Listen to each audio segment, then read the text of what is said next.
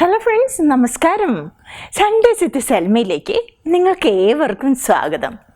നമ്മളിന്നിവിടെ തയ്യാറാക്കാൻ പോകുന്നത് വളരെ ഹെൽത്തി ആയിട്ടുള്ളൊരു ബ്രേക്ക്ഫാസ്റ്റാണ്. റവ ഇഡലി, റവ കൊണ്ടുള്ള ഇഡലി. ഇതിലേക്ക് വേണ്ട ചേരുവകൾ എന്തൊക്കെയെന്ന് നമുക്ക് നോക്കാം.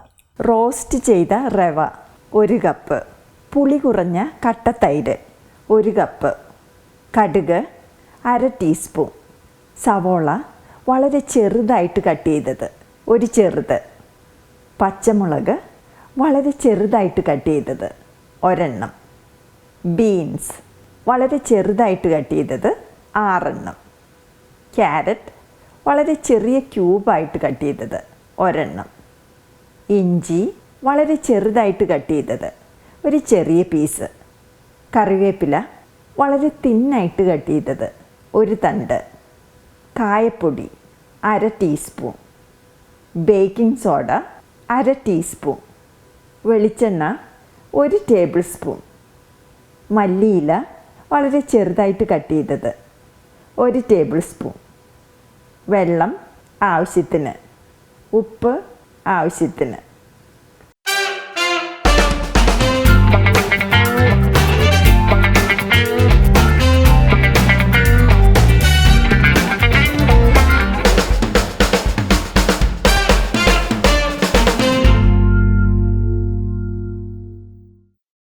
ആദ്യം തന്നെ ഒരു സ്കില്ലറ്റിലോട്ട് 1 ടേബിൾ സ്പൂൺ വെളിച്ചെണ്ണ ഒഴിച്ച് ചൂടാക്കുക.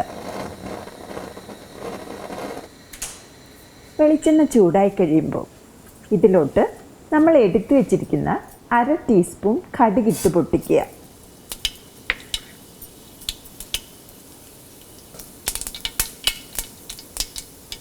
കടുകിപ്പോൾ നന്നായിട്ട് പൊട്ടിക്കഴിഞ്ഞിട്ടുണ്ട്.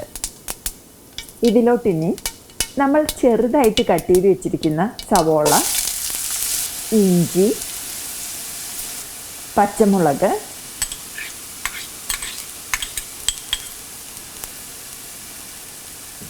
കറിവേപ്പില, ആവശ്യത്തിന് ഉപ്പ് എന്നിവയെല്ലാം കൂടിയിട്ട് വഴറ്റുക.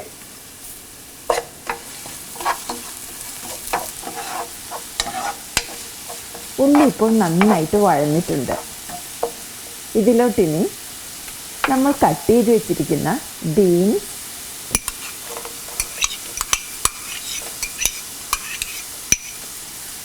ക്യാരറ്റ് എന്നിവയിട്ട് നന്നായിട്ട് വഴറ്റുക.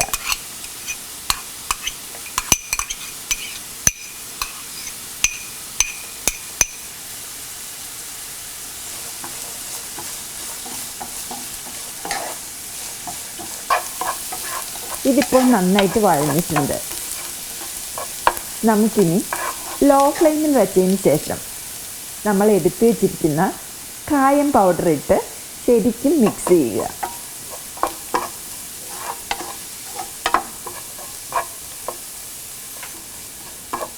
ഇനി നമുക്ക് നമ്മൾ എടുത്തു വെച്ചിരിക്കുന്ന റവ ഇതിലോട്ടിട്ട് നന്നായിട്ട് 2 മിനിറ്റോളം മിക്സ് ചെയ്യണം.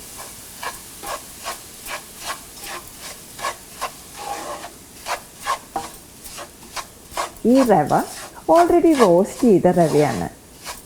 നിങ്ങൾ ഉപയോഗിക്കുന്ന റവ റോസ്റ്റഡ് അല്ലെങ്കിൽ ഇത് 5 മിനിറ്റോളം റോസ്റ്റ് ചെയ്യണം.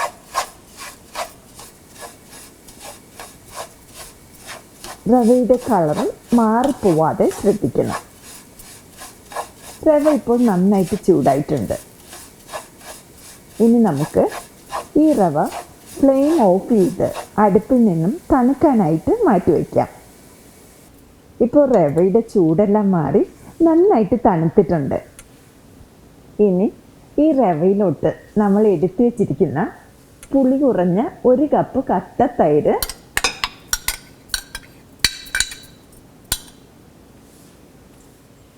മല്ലിയില എന്നിവയിട്ട് നന്നായിട്ട് മിക്സ് ചെയ്യുക.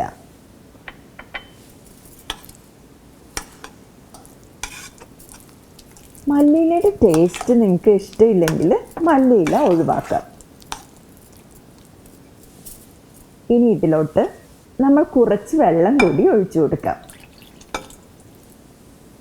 ഇനി നമുക്ക് ഇതെല്ലാം കൂടി നന്നായിട്ട് മിക്സ് ചെയ്യാം. സാധാരണ ഇഡലിക്ക് തയ്യാറാക്കുന്ന മാവിൻ്റെ കൺസിസ്റ്റൻസി തന്നെയാണ് ഇതിൻ്റെയും കൺസിസ്റ്റൻസി. നമ്മുടെ റവ ഇഡ്ഡലിക്കുള്ള ബാറ്റർ ഇപ്പോൾ റെഡി ആയിട്ടുണ്ട്. ഞാനിന്നിവിടെ 1/2 കപ്പ് വെള്ളമാണ് ബാറ്റർ തയ്യാറാക്കാൻ വേണ്ടി യൂസ് ചെയ്തിരിക്കുന്നത്. ഇതാണ് ഇതിൻ്റെ കൺസിസ്റ്റൻസി. ഇതിന് 20 മിനിറ്റോളം റെസ്റ്റ് ചെയ്യാൻ വയ്ക്കണം. ഈ സമയത്ത് ഇഡ്ഡലി തയ്യാറാക്കാനുള്ള ഇഡ്ഡലി പാത്രത്തിൽ വെള്ളം ഒഴിച്ച് തിളപ്പിക്കാൻ വയ്ക്കാം. നമ്മൾ ബാറ്റർ തയ്യാറാക്കി വെച്ചിട്ട് 20 മിനിറ്റ് കഴിഞ്ഞു.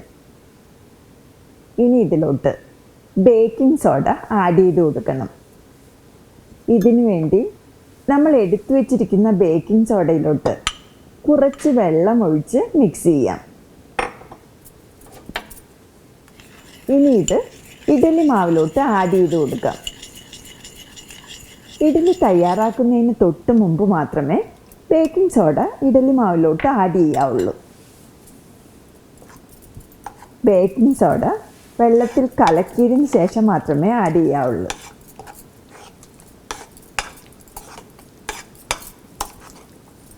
ഇതിന് നന്നായിട്ട് വീണ്ടും മിക്സ് ചെയ്യുക.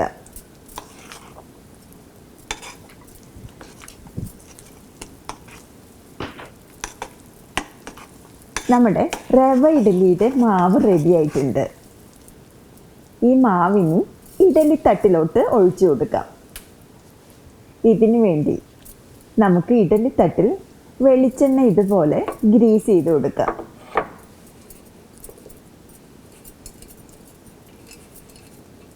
ഇപ്പോൾ ഇത് നന്നായിട്ട് ഗ്രീസ് ചെയ്ത് കഴിഞ്ഞു.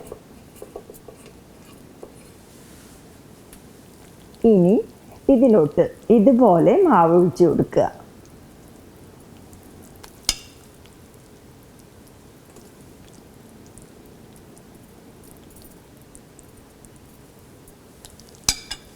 നമുക്കിതിനെ തിളപ്പിച്ച വെള്ളമുള്ള ഇഡ്ഡലി പാത്രത്തിലോട്ട് വെച്ച് സ്റ്റീം ചെയ്തെടുക്കാം.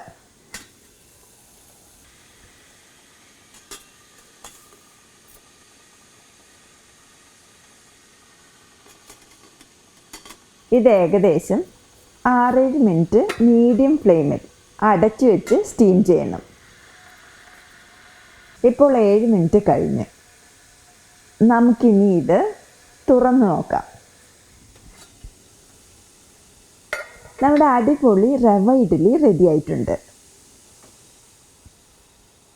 ഇഡ്ഡലി ചൂടാറി കഴിയുമ്പോൾ ഇഡ്ഡലിത്തട്ടിൽ നിന്നും ഡീമോൾഡ് ചെയ്ത് ഒരു സെർവിങ് ഡിഷിലോട്ട് മാറ്റി സെർവ് ചെയ്യാം. നമ്മുടെ വളരെ ഹെൽത്തിയും ടേസ്റ്റിയുമായിട്ടുള്ള റവ ഇഡ്ഡലി തയ്യാറായിട്ടുണ്ട്. വളരെ പെട്ടെന്ന് തയ്യാറാക്കാൻ പറ്റിയ ഈ റവ ഇഡ്ഡലി നിങ്ങൾ തീർച്ചയായിട്ടും ട്രൈ ചെയ്ത് നോക്കുക. നിങ്ങൾക്ക് ഈ റെസിപ്പി ഇഷ്ടപ്പെട്ടെങ്കിൽ പ്ലീസ് ഷെയർ ആൻഡ് സബ്സ്ക്രൈബ്. അടുത്തൊരു റെസിപ്പിയുമായിട്ട് വീണ്ടും കാണുന്നത് വരെ നിങ്ങൾക്കെല്ലാവർക്കും എൻ്റെ നന്ദി, നമസ്കാരം. Thank you for watching. Bye-bye.